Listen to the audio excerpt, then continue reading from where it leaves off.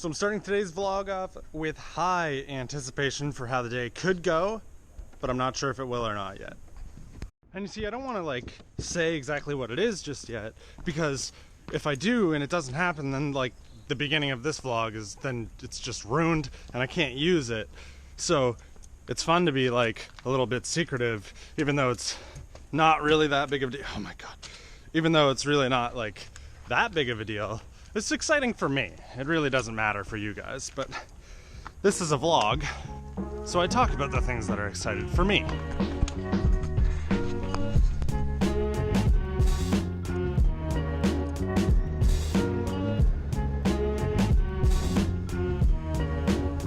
Oh, that's new.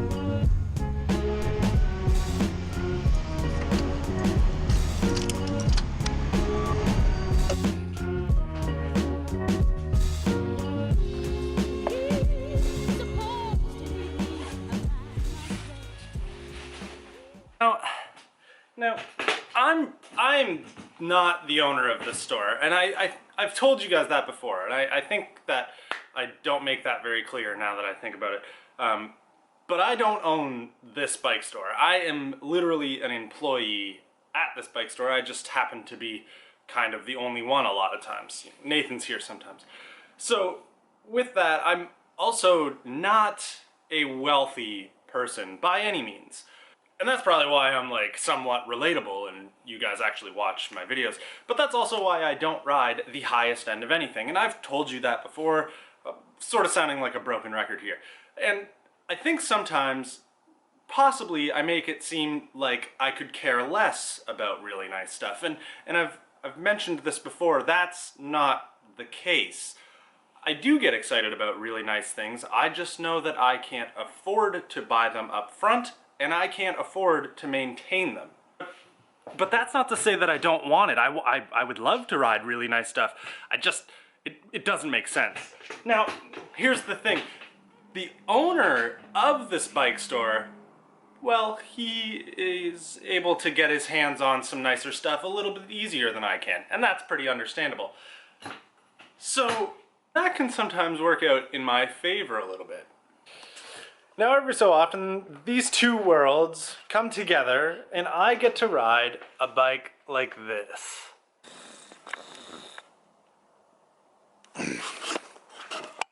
Yeah, that is the new Roubaix. It is, I don't know, which one is it? I don't know, it's got Ultegra on it. Okay. So a little bit of context to why I'm going to be riding that specialized Roubaix instead of like one of my own bikes. I got sent a message by the owner of Ideal Bikes that he was going to be getting that new Roubaix and he was pretty excited about it. And I jokingly replied, oh cool, there is an event coming up here in Nova Scotia called the Wolfville Roubaix. And that's a perfect event for me to break your bike in for you.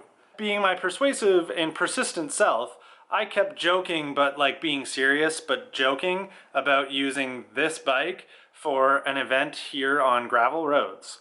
And I think that it sort of worked, because now I get to ride a bike that I normally wouldn't be able to ride.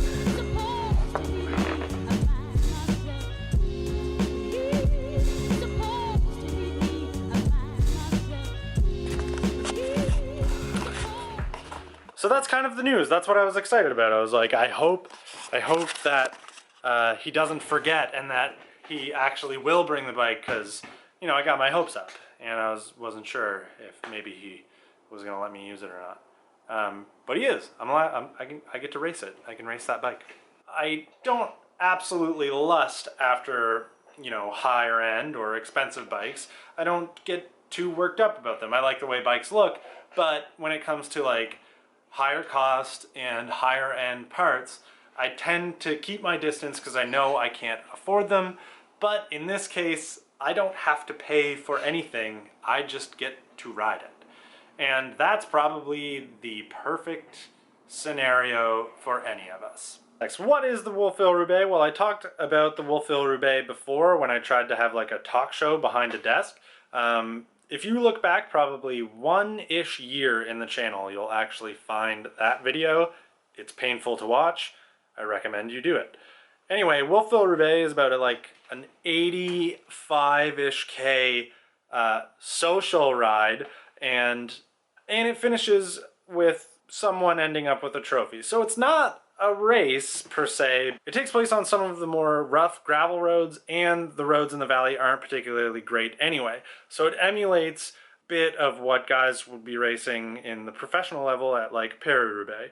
Although what they're riding would be like way worse, but you know, we're trying to emulate it. And so I'm pretty excited to use a bike that's supposedly going to be like more comfy versus the bikes that I have.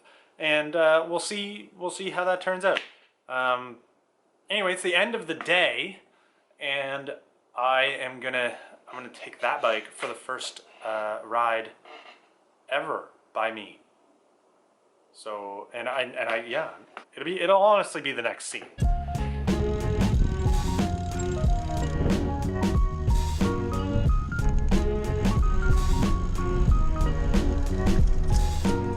Oh, I'm gonna need to be careful with this thing.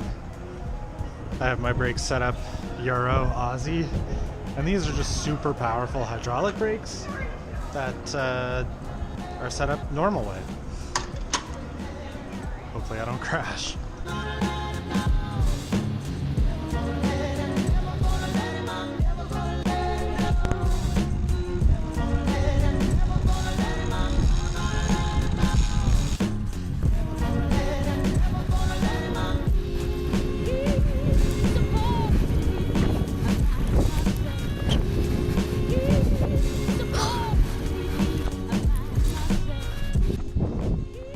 Well, as much as I sort of hate to admit it, this steer tube shock does work when you have two hands on. One hand on, not enough weight.